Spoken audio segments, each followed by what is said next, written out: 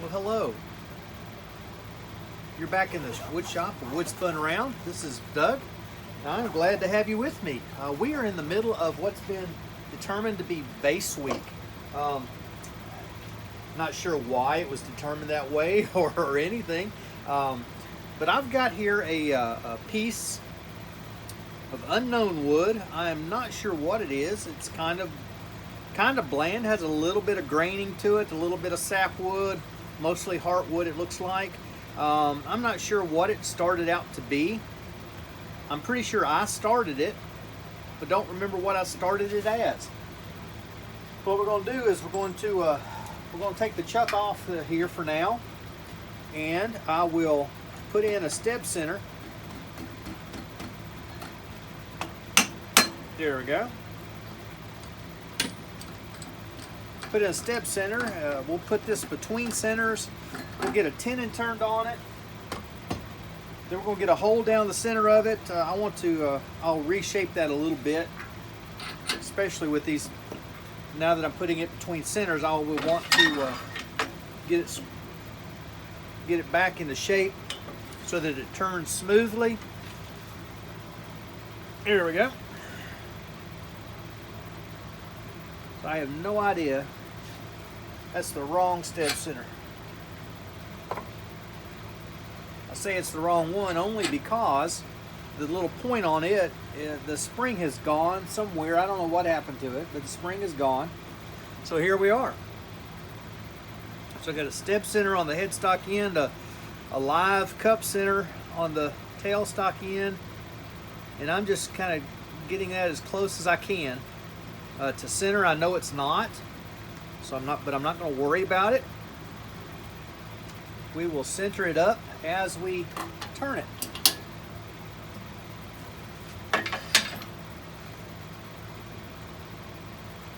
My tool rest turned, well, not far enough, obviously.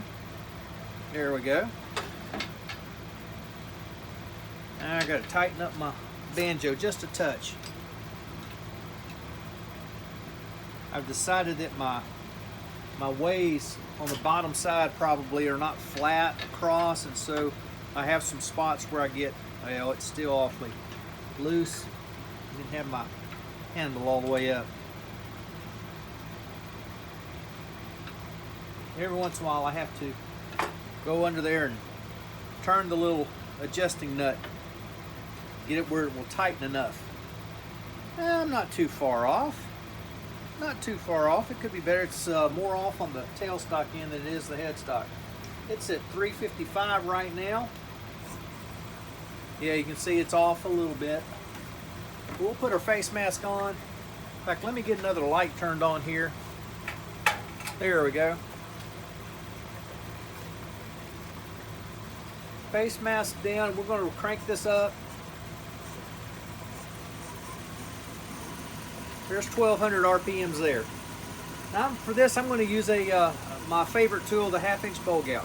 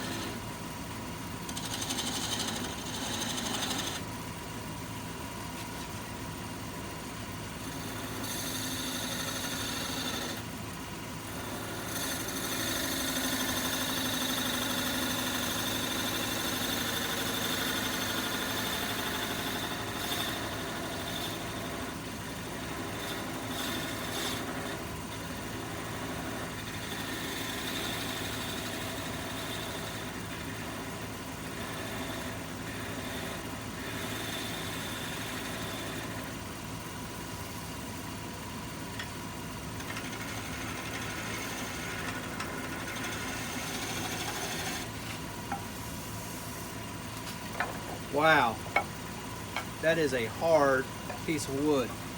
If you hadn't already discovered that with me, very hard. I want to take this down where I can get a tenon on it. Then I want to drill it.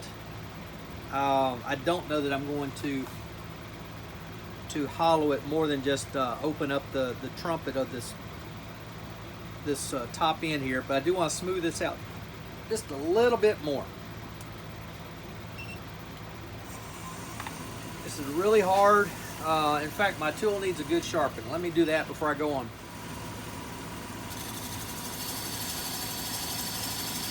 Much better.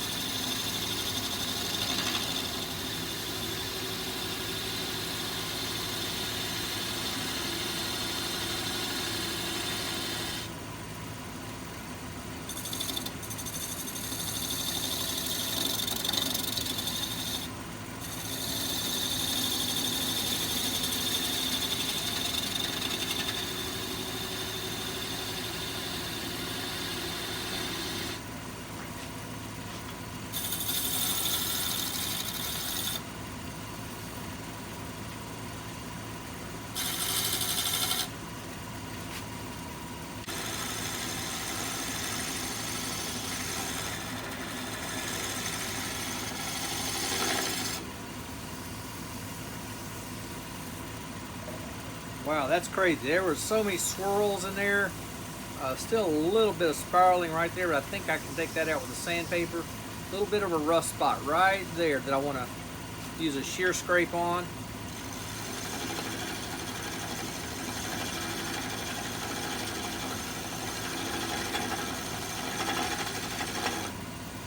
fact, that was a little bit of a hump.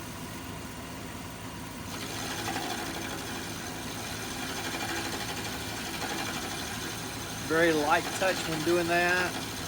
I don't want to dig it in and take a big chunk out. That's better. See what I can do about a tenon down here.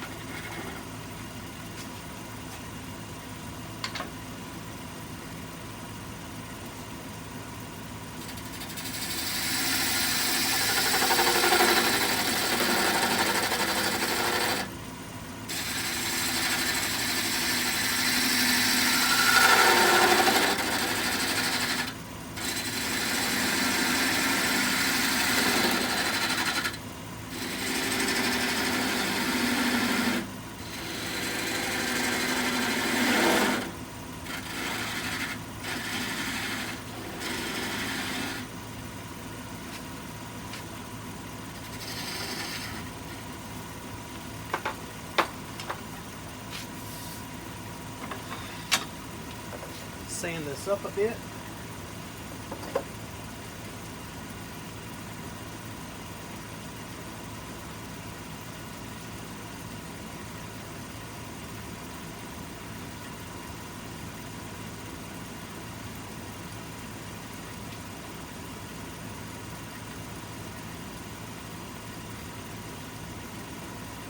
Well, there it is. The paper was out of order just a bit. Just very quickly.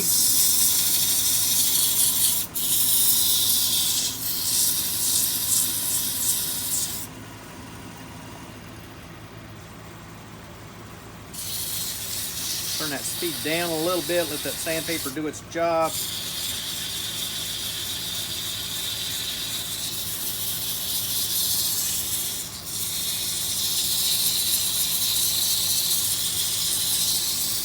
Still not positive as what wood this is, but because of the hardness, I'm going to say it's Paduke, not Paduke, golly, Osage Orange, Bodark. This is the wood that the ancient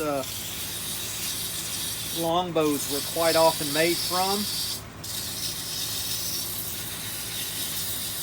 especially those in the Western Europe area, England, France, all in there. Round this rim over just ever so slightly. That edge was a little bit sharp. Still have some turning on the very bottom to do, but that'll be after I get done with the top and the inside.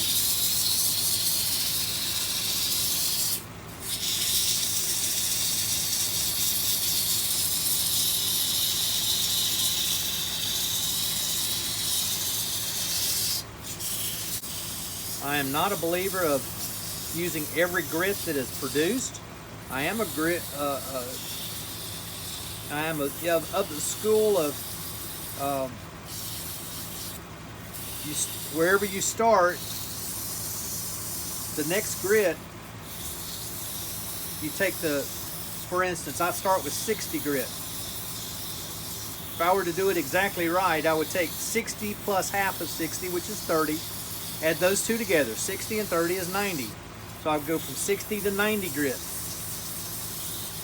There's not a 90 grit paper, so I go to 100 grit.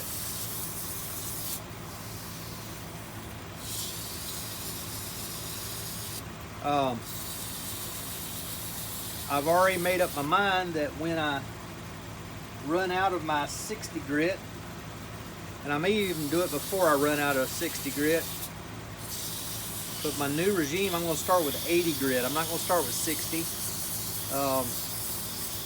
I will probably still have some 60 when I make that change, and so I'll keep some 60 grit around just in case I need it, but I want to start at 80, and then I'll go to 120, then 180, then I go to 240, and 320, and that's all the sandpaper I will have, with the exception of some loose paper that I'll use periodically, going on up closer to 1,000 grit for some of those odd pieces where I really want to sand it up to where I want to sand to a high gloss finish. I've got that ability. I do have micro mesh that I use primarily for pins, but I don't use it as much as I used to. All right, that's up to 320. What we're going to do is come down here. Yeah, I want to get this top end started. Then I'm going to come down here. I'm going to take it off. I'm going to put it in the chuck, and then we'll drill it once it's in the chuck.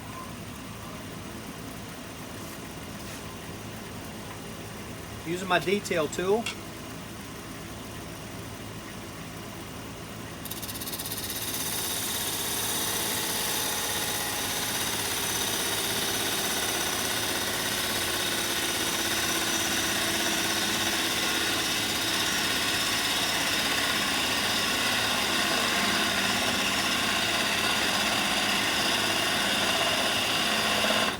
Detail tool is actually a bowl gouge.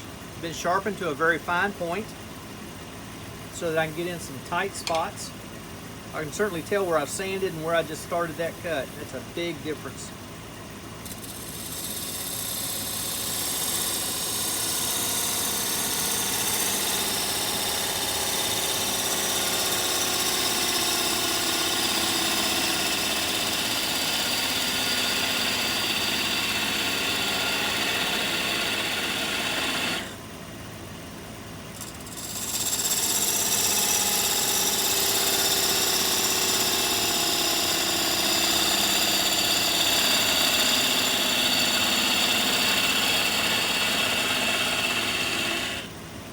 Tip of my gouge is pointed at about 1 o'clock.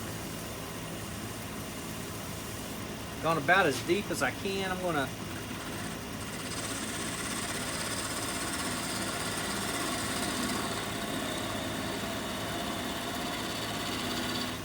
make just a pass or two coming down this stem. I'm not going to cut it all the way out, but I don't have anything holding it on the back side.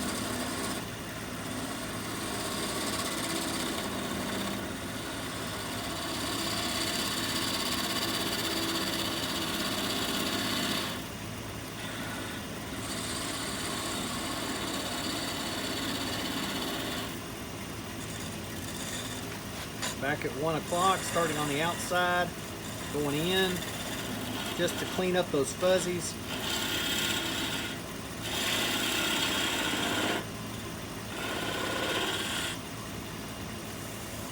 That's fine.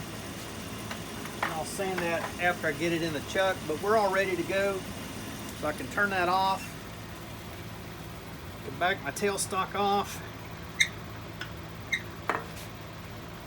pull it back out of the way, get my live center out so it doesn't stab my elbow. If you ever have had that happen, you know exactly why I take the time to do that. Now, I have got,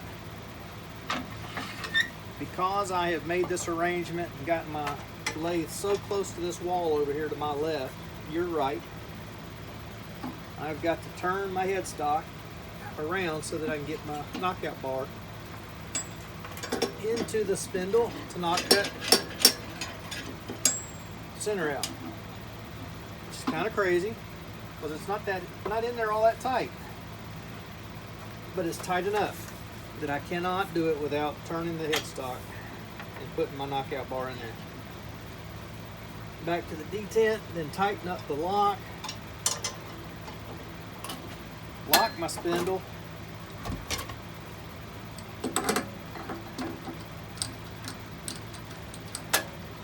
We're on.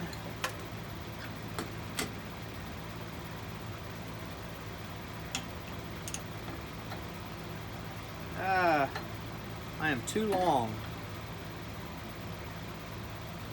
Oh, I know what it is. It's not that I'm too long, it's that that center there is too big.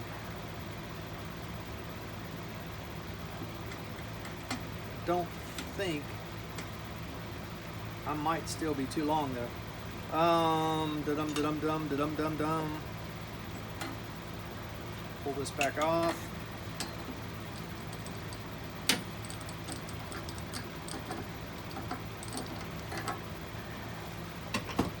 Okay, now I kept this smaller step center, even though that center point, it's still in there, but it's not, doesn't have the spring in it, or the spring's broken or something. But one of the reasons I keep it around is just for this kind of thing.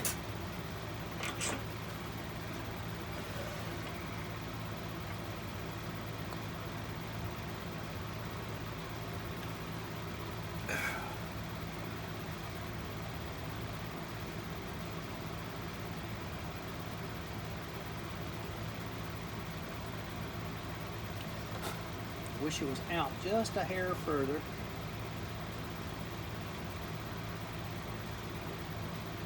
All right, right there is where I'm going to do it.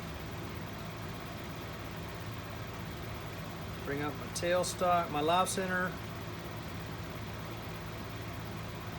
Now I'm sure it's off center just a touch. Can't be perfect. I'll turn my speed back down.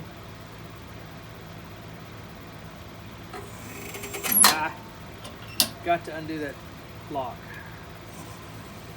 Yeah, it's definitely off.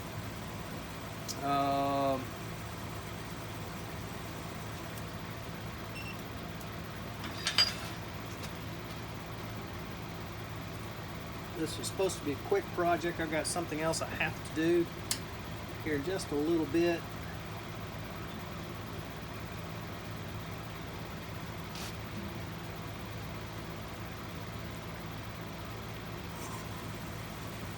Much better. I can live with that.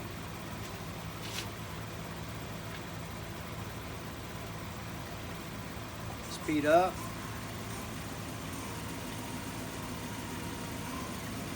I can live with that. And what I'll do, I won't touch. This top part is going to be good. All I'm going to do is take off the very bottom of the tenon and as much of this stub on the back side as I can.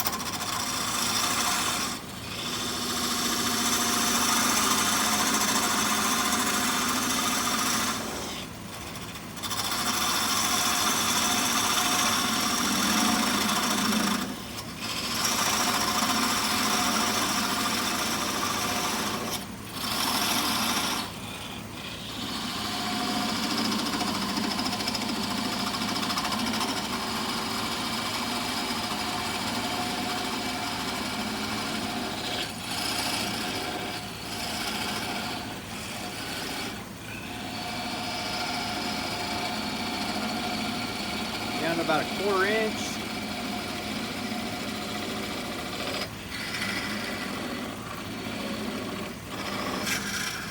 That's as far as I'm going to go.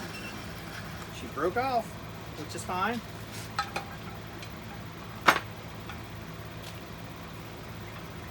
Now, see there, that little nub is all I've got left.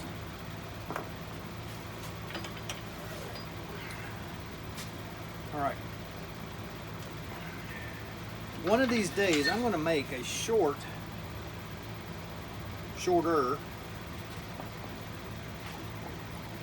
knockout bar so that I can get in there for just this kind of occasion when I've just got to, it needed to be in there for just a moment, just long enough to straighten a piece out. And I know it's not in there all that hard. 1 tap. No, 2, 3. It's actually loose on the second one, I think. Okay, come back around to the detent. I'll get that word right in a minute. Strange little word. Turn it the right direction. Righty tighty, lefty loosey. There we go. Now, lock the spindle. Spin on the chuck. Oh yeah. Oh yeah, we're in there. And what I wanted to do, I wanted this flat edge here, this flat edge, to be against the face here. I do not want it to bottom out in the base of these jaws. So this tenon goes about halfway down with the nose of those jaws right up against that flat edge.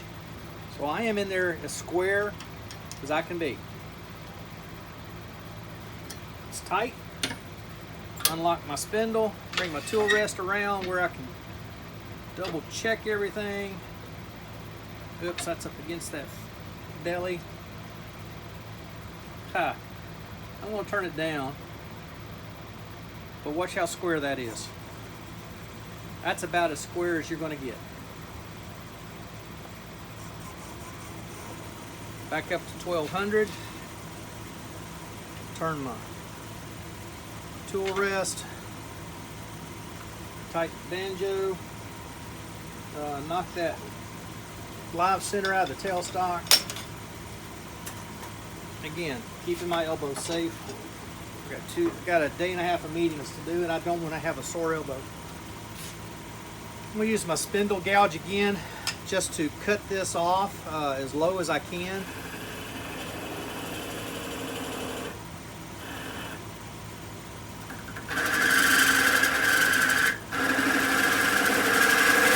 See, I'm not going to use that either. I have, here we go, my Easy Wood detail tool, the diamond tip.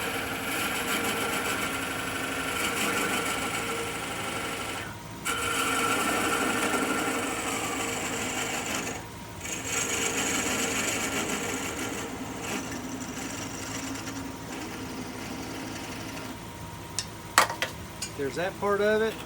You can just use the same tool to cut down into that stub.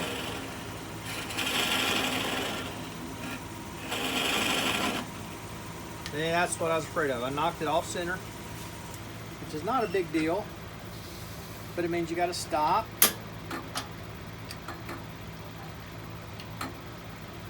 Loosen the chuck, put it all the way in. Tighten it up again. But working out here, you got a lot of leverage. Laughed the other day, guy was talking about the same thing, and he said he's from England and he calls it leverage. And that's okay, it's just the way we pronounce things differently.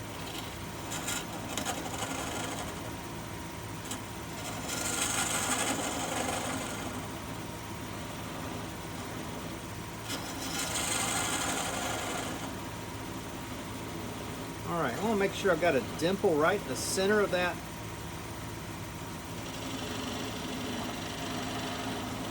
What's left of that little stub, I'm not sure that you can see it. I've got a little dimple in there now. Change things up just a touch. I'm going to put a Jacob's chuck in the live center. Or excuse me, in the tailstock. Not in the live center.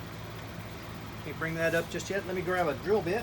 Kind of grabbed a random drill bit. Happens to be a 15-30 seconds. 15-30 seconds. That's a kind of a crazy size. If I'm remembering right, this particular Jacob's chuck doesn't quite like the 1/2 inch. And so I've gone down 2 sizes. I've got a pretty good set over there. I've got a few bits I need to replace. But I'm going to buy the individual bits, not the whole set again.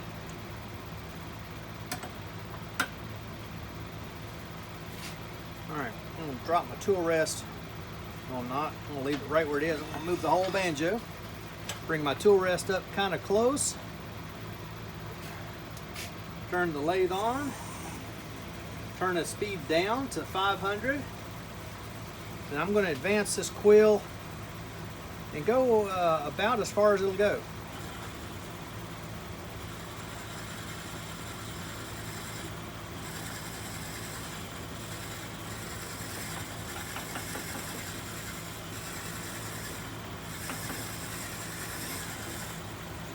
Just taking it slow. No need to get in a big hurry when you're drilling.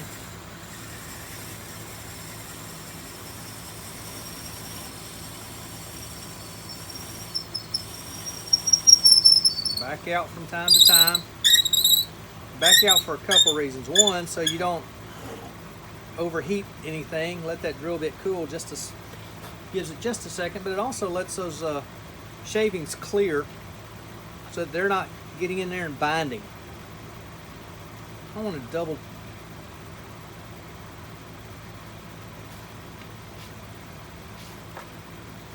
check the length of this. That's 4.5 inches. Oh yeah, 4.5 inches gets me just below the center of that belly. So I can go all the way in.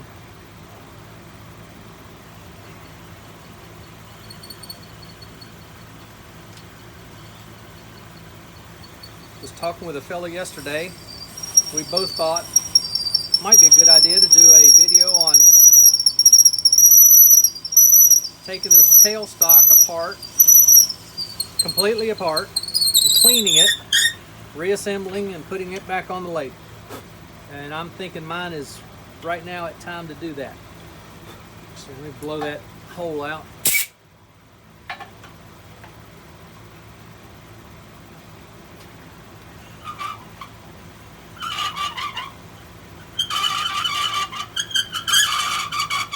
I know I've got some dust and dirt back here in the quill. It's making me stiff here a little bit.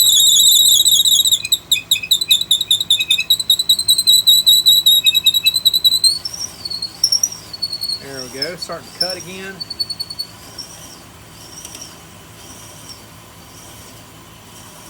But we're deep enough now that the shavings aren't wanting to self-eject quite so well. They're working out, but every once in a while we just simply got to back that quill back.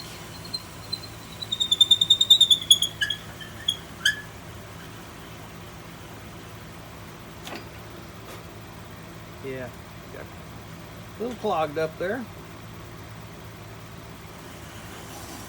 Oh, we're looking pretty good. We're better than halfway.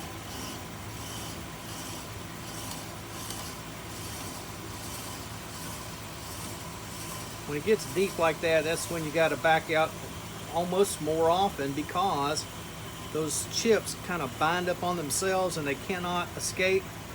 And before you know it, you'll have everything packed up. And if you're not careful, you'll bind. That's one thing you don't want a drill bit to bind inside a hollow form like this. It can be the devil to come out. Several ways of getting it out. If you're fortunate, you can get you can lock your spindle, and you can get some pliers or channel lock, something, so that you can twist that bit out. I've heard people say they toss it in a fire, let the fire burn the wood off of the bit. You know, take it loose from the chuck and throw the bit in the fire with the wood. We're almost done. I always wonder, why not just turn it out? Just turn that wood off of that drill bit.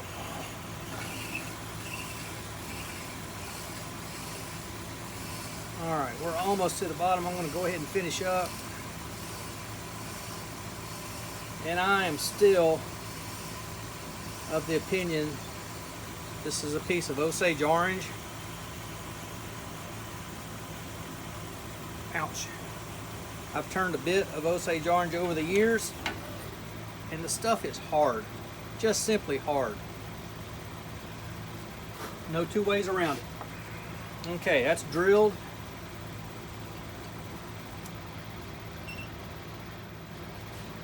Yeah, that drill bit's really warm up toward the cutting end. Let me blow that out.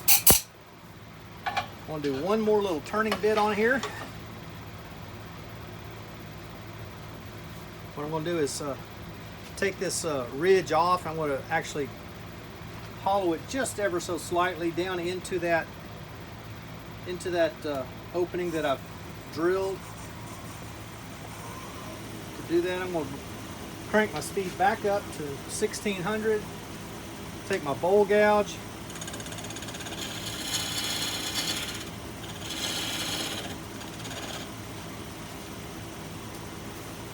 Let's see.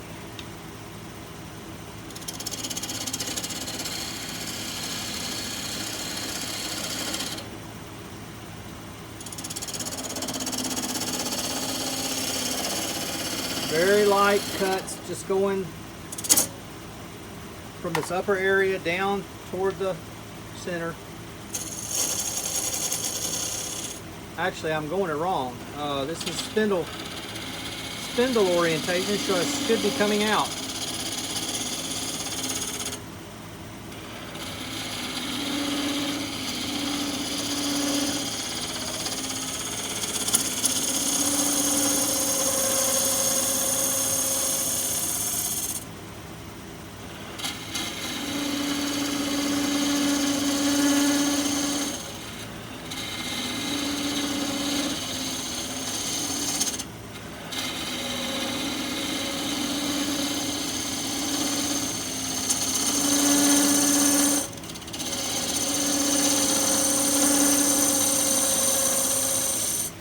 with a little pull cut.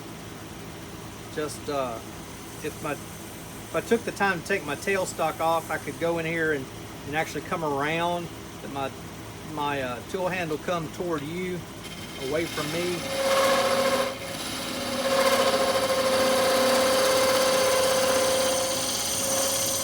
Just the opposite of when we're turning bowls.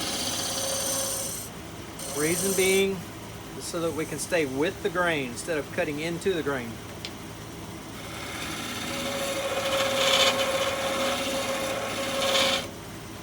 Trying to get, there's a little bit of a ridge from my turning to the drill bit. I'm not going to be able to get rid of it, but I was wanting to get it a little deeper down in there.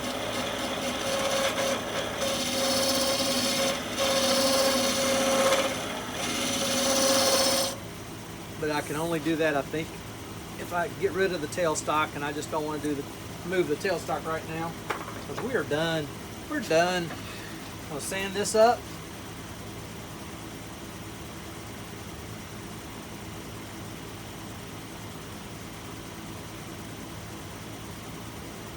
Sand this up right here, this little bit, and then we'll finish the bottom end.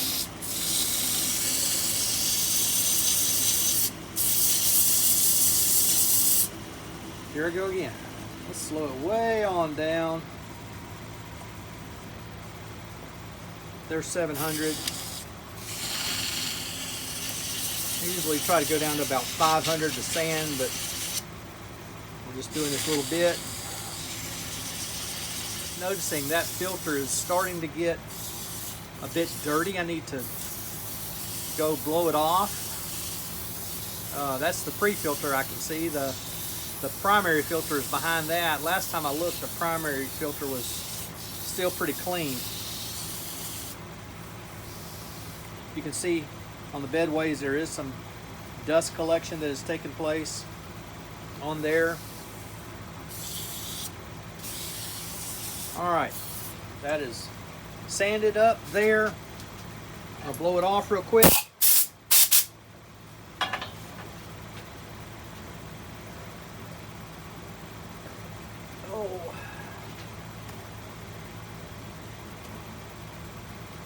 I noticed on my last video, I never did take my wedding band off, and I just now noticed now I still haven't taken it off. So there, it's off. Now that I've done all the turning,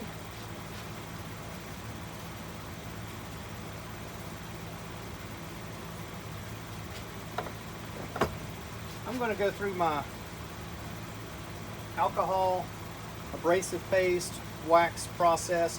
I'm not going to keep you on for that, but I will bring you back when I'm done, and we'll flip it around and show you getting her finished. We'll be back in just a couple of minutes. We're back.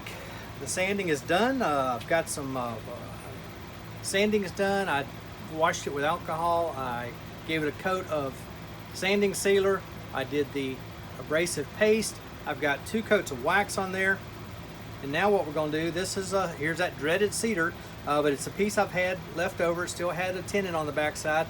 I'm going to use it as a jam chuck. Try to get this piece of padding centered as possible. I cut the little nub off. There we go. Live center in the tailstock. Slide it up into position and lock it down. Then I can wind. Yeah, I've got to clean my tailstock badly. Maybe I'll do that as a video next week. That's pretty close to center. Using the nub was tiny, and so I was able to, what I did as when I cut it off, I'm using it as kind of a center point. It's not going to be exact, I'm sure. I'll turn my tool rest just a hair. Get it in here where it's close. I'm unlocked, give it a turn. Woo, I'm out. I've got to drop down.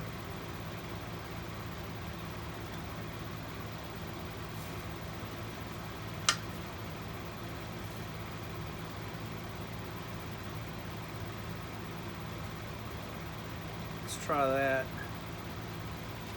That'll be closer.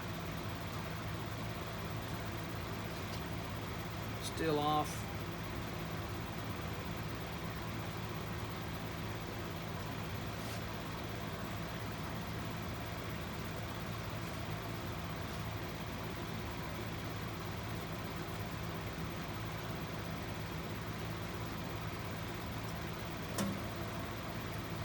That's close enough. Wind her up. Close enough. So all we're doing is taking this tenon off.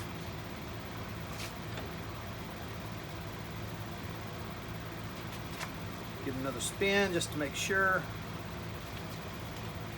Double check, we're tight, we're locked down. 1600. Push the on button. There we go. 1/2 inch bowl gouge.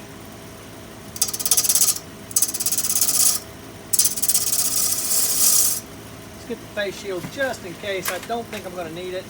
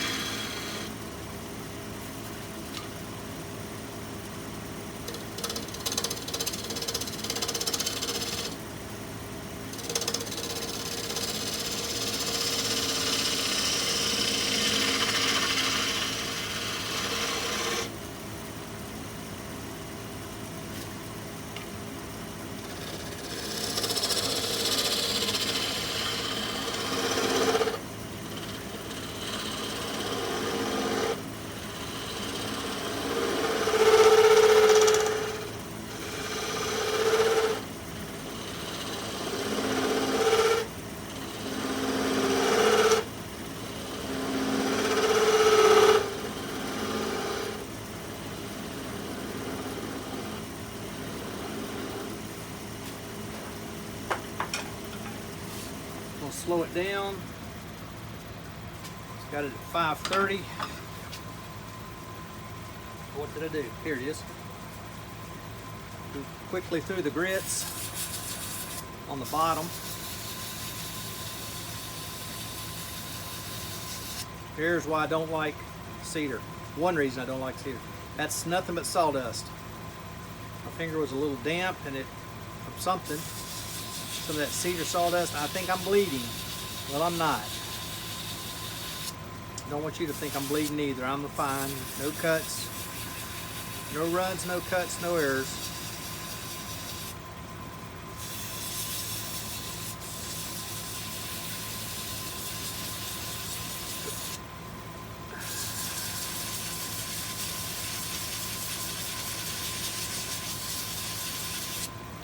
Some would ask why I don't just go ahead and cut this off smooth and then use my drill to sand with, and I'll tell you why. I like to put putting 3 lines on the bottom is kind of a signature of my work. I will often put my maker's mark, what the wood is, and the date in those 3 lines. But even when I don't, I like to have those 3 lines.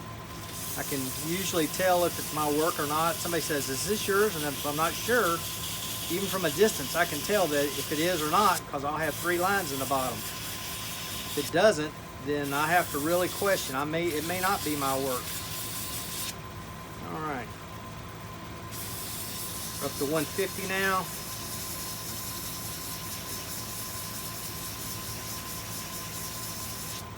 And I do have a little bit of a concave. It'll sit pretty much on this outer edge out here.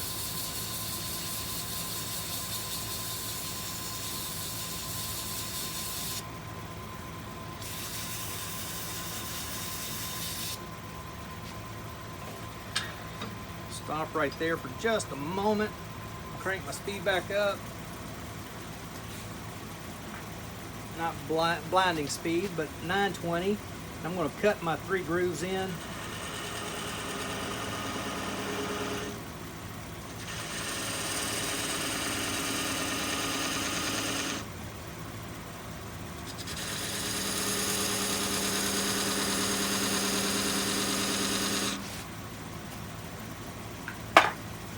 Tool rest out of the way.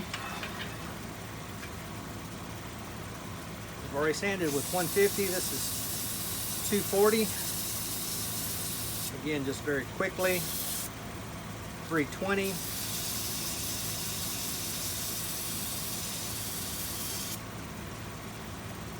Now I can engrave that later as I like.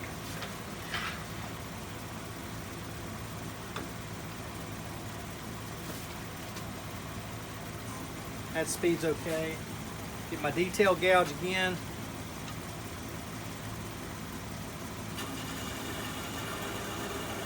Detail gouge is a small bowl gouge. It's been sharpened to quite the fine point.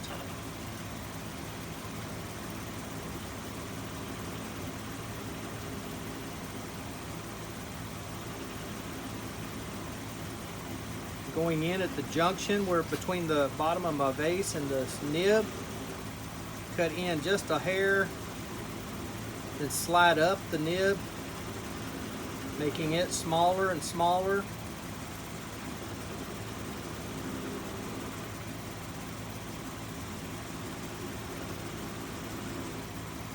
At the same time, when I slide into that base, I'm making sure my bevel is flat against the bottom of the vase. Alright, I've got this down pretty small. Just cleaning up that nib just a bit. What I'm going to do is I'm going to put the bevel dead against the vase.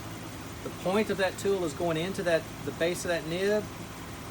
I'm holding the tool with my right hand. My left hand is on the stop button. All my pressure is toward the headstock. There it goes. As soon as that nib stops turning, I'm done. I hit the stop button.